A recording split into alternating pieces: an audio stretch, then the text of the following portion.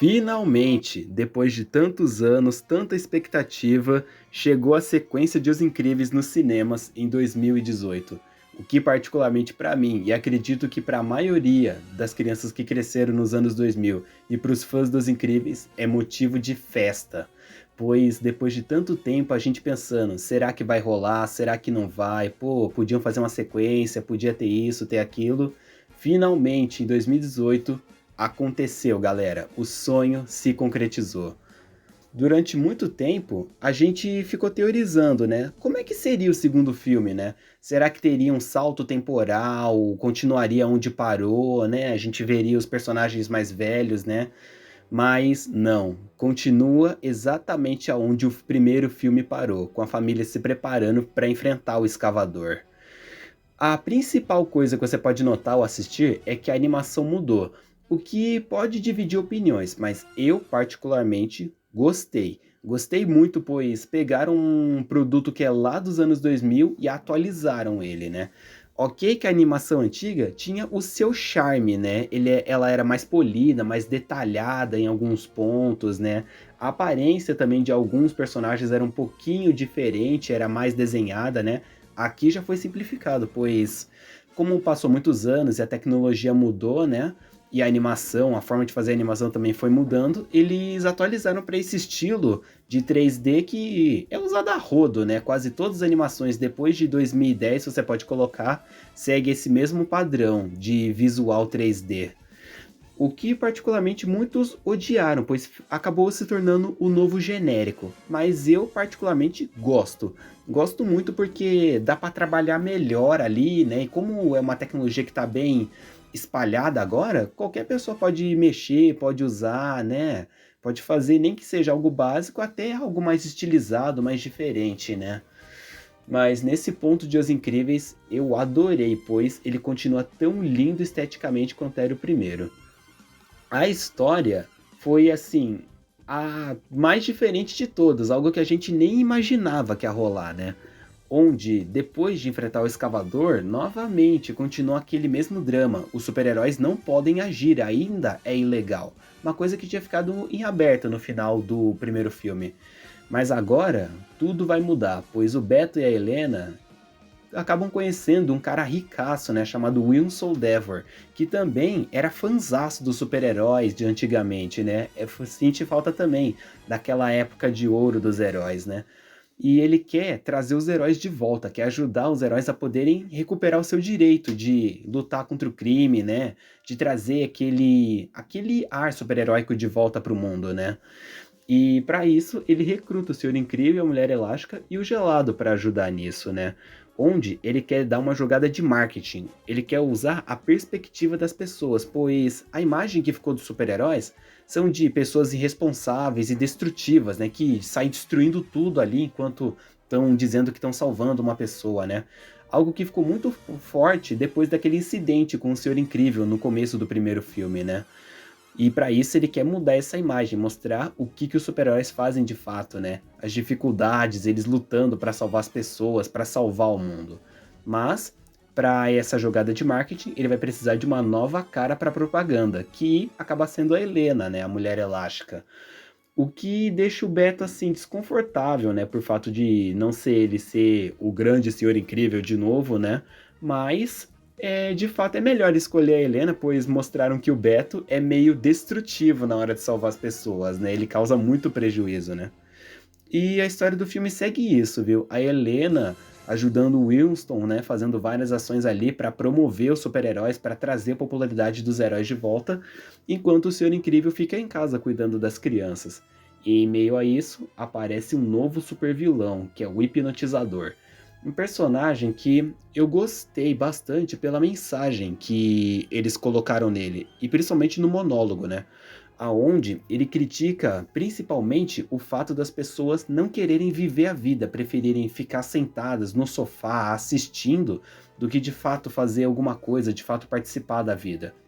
O que ele usa também em cima dos heróis também, dizendo que nós queremos que um super-herói faça tudo por nós, salve uma pessoa, salve o mundo, faça algo difícil de fazer, enquanto a gente só fica assistindo, sem participar ali ativamente. O que de fato ele tem razão, né? Pois tem algumas coisas básicas que a gente não precisaria necessariamente de um super-herói, de alguém mascarado de uniforme para fazer, né? Como ajudar uma pessoa na rua, ajudar num trânsito, ajudar no acidente, né? A gente poderia sim fazer mais pelas pessoas, pela comunidade, né? Agora, para impedir roubos, para lutar contra vilões, para enfrentar robôs gigantes, para salvar o mundo, realmente aí é coisa para os mascarados fazerem, coisa de super-herói isso, né? Mas ao mesmo tempo eu gostei muito dessa mensagem, que é uma mensagem interessante, se tratando principalmente da tecnologia, né?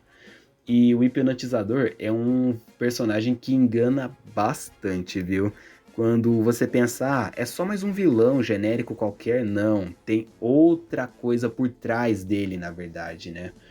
E falando em vilões genéricos, é outro ponto curioso que eles mantiveram aqui. Nenhum supervilão tem superpoderes, né? Todos eles usam tecnologia, né? Dos 4 vilões que a gente viu até agora, todos eles só usam aparatos, usam armas, tecnologias, né? Nenhum deles tem superpoderes como a família, como o gelado, como os heróis de antigamente, né? Por que será isso, né? Só os heróis têm superpoderes. E falando em gelado, ele tá de volta aqui e tá de volta daquele jeito, viu? Mantiveram a personalidade dele intacta, né? Além de adicionarem várias cenas de ação com ele que, olha, são de tirar o fôlego, do mesmo nível que eram as cenas dele no primeiro filme. E eles mantiveram também a piada da esposa do gelado, a Mel, de não gostar dele sair para combater o crime, dele usar o uniforme. Eles mantiveram a piada viva por 14 anos para usar de novo. E falando em piada, a Edna também tá de volta nesse segundo filme, com o mesmo carisma, com o mesmo jeitão de Edna que ela tem, né? E agora também ela atua por um período como babá do Zezé também, o que rende boas cenas de humor entre ela e o Zezé, viu? É um dos pontos que mais foi bem acertado no filme, viu? Um dos pontos que eu mais gostei. E por falar nisso, você que está assistindo, deixa um F aqui nos comentários, já que infelizmente a dubladora da Edna faleceu há um tempinho. Deixa aí uma homenagem para ela nos comentários. Sobre os outros personagens, o Senhor Incrível pela primeira vez está experimentando os afazeres domésticos, né? Ficar no lugar da Helena enquanto a Helena vai para as ruas combater o crime, né? E é um ponto que eu achei muito legal, pois no primeiro a gente via que o Beto não ficava muito em casa, porque ele tava, né, fazendo as coisas dele, tava trabalhando, né? E aqui a gente vê como ele tem que lidar com a vida de pai agora, de ser um pai presente para as crianças, né? Como ajudar o Flash com o dever de casa, ajudar a Violeta com o lance dela com o Toninho, né? E também cuidar do Zezé, que inclusive é ele que descobre que o Zezé tem superpoderes também, que o Zezé não é um bebezinho normal, né? Algo que a gente sempre questionou, mas também depois do final do primeiro filme a gente percebeu, ele não é um bebezinho normal.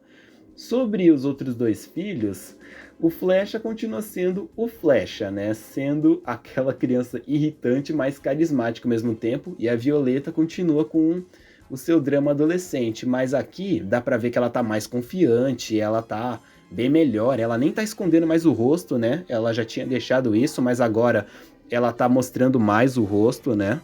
E também parece que ela aprendeu a usar bem melhor os poderes dela agora, né? Ela tá usando mais os campos de força, a invisibilidade também, né? Ela parece ter evoluído com seus poderes. E a Helena, que é a estrela do filme, é tão incrível quanto o Senhor Incrível. Em todos os pontos. No quesito habilidade, no quesito inteligência, furtividade, né? Todos os pontos a Helena bate de frente com o Beto. Bate de frente tranquilo, né? Realmente a gente viu agora em primeira mão, né? Como realmente ela e o Beto, né? Eles realmente parece que tiveram um treinamento extenso para usar os poderes, né? Não é parece que é só experiência de anos de heroísmo. Parece que realmente eles tiveram um treinamento especializado, porque cada um sabe usar muito bem o seu poder, né? E a Helena mostrou que poder de elasticidade é um poder bem diverso e bem dinâmico. Dá para usar de várias e várias formas diferentes, viu? Quem sabe aí nos próximos filmes a gente veja cada vez mais essa inteligência em usar os poderes, né? E sobre os outros personagens, tem um ponto curioso, né? Que eles trouxeram nesse segundo filme, né? Que são super-heróis. Mas não a Família Incrível e o Gelado. Eu digo outros super-heróis que inclusive eu já até fiz vídeo pra eles aqui, né, vou deixar marcado aqui pra vocês verem.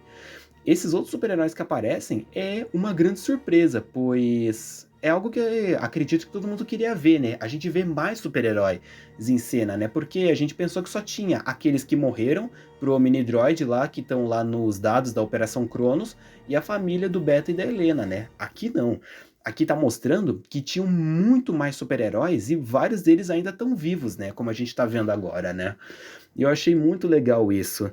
E também revelando que a gente não tem heróis só nos Estados Unidos, que é onde o filme se passa. Tem heróis em outras partes do mundo também, né? E o que levaria novamente a um questionamento. Da onde vêm os super-heróis? Da onde vêm os poderes deles, né? E quantos mais existem, né? Se bem que no primeiro filme a gente já tinha ouvido falar que, quando deu aquele problema com o Beto, causou processos em super-heróis em todo o mundo. Ou seja, tem heróis fora dos Estados Unidos, né? Mas eu devo dizer que é gratificante demais ver mais super-heróis, viu? Eu espero que quando lançarem mais filmes, né, ou explorarem mais esse universo, meu, eles tragam cada vez mais heróis, até tragam heróis do passado também, né? Porque ficaria muito legal isso, pô.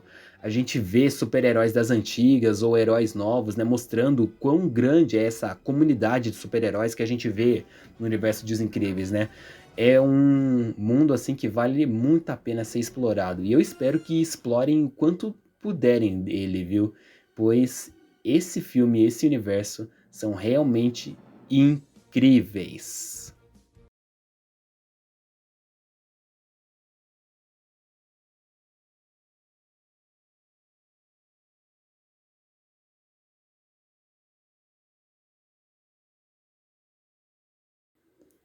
Bem, é isso. Essa foi a minha opinião. Se você tem uma opinião diferente, deixa aqui nos comentários. Aproveita e comenta aí. Você assistiu Os Incríveis 2 no cinema quando lançou? Você estava na expectativa por ele também? Deixa aqui pra mim nos comentários.